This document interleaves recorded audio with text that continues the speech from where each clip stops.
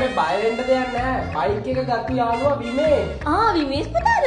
විමේෂ් පුතා නම් බය වෙන්න කිසිම දෙයක් නැහැ. විමේෂ් පුතා හරිම හොඳ පුතෙක්නේ. ඔව් හරි හොඳයි.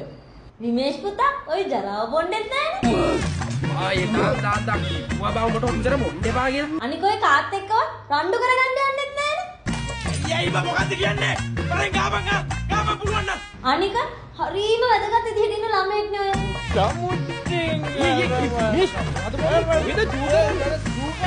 මට බය මූහින්ද ඒ ළමයා රක් වෙයිද කියලා.